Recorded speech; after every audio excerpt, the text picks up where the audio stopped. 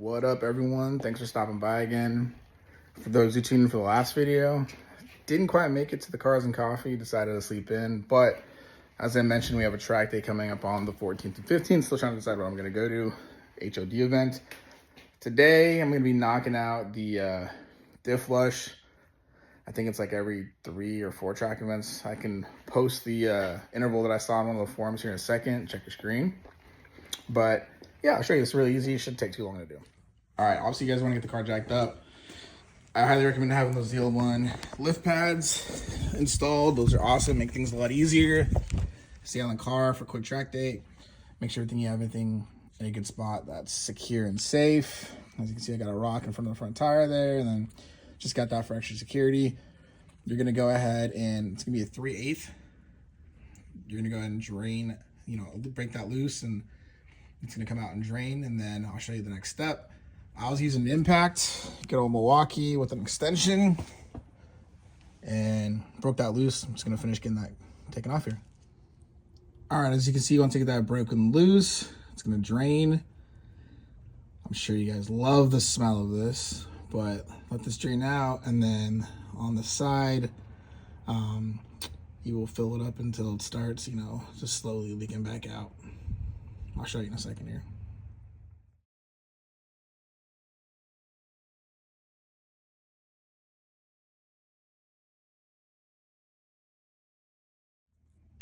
All right, that's the drain plug.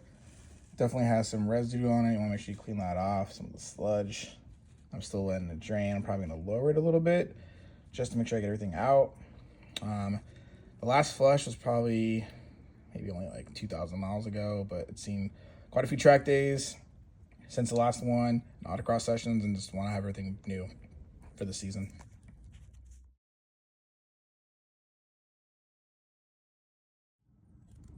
All right, you can see it cleaned up. There was quite a bit of sludge here on it, all that metal, right? So just want to clean that up. Overall, it looks good condition. I'll probably swap this drain plug out next time. Threads look okay, but I'd rather be safe than sorry. A little messed up, but not bad.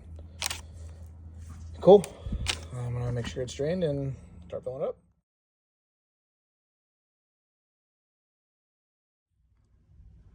All right, guys, that is the fill plug. There's a drain plug. It's gonna go back behind it. On the left-hand side, probably a good rule of thumb, and there's other videos out there, probably make sure you can get that loose before you drain it. I'm not really worried about getting it loose to have an impact.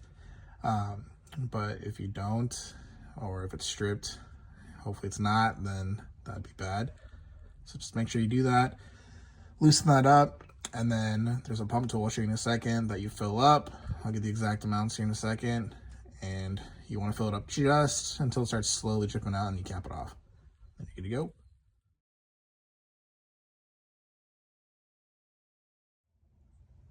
All right, got that off. Definitely use an impact or muscle it off. Be careful. Definitely use like a swivel or an angled bit, because it's kind of tight here with the exhaust hanger next to it, and then you got the control arm over here and stuff like that, and you got a brake line looks like coming off of it.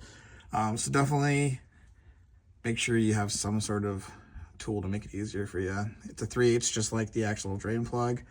Yeah, and I'll show you what we're gonna use.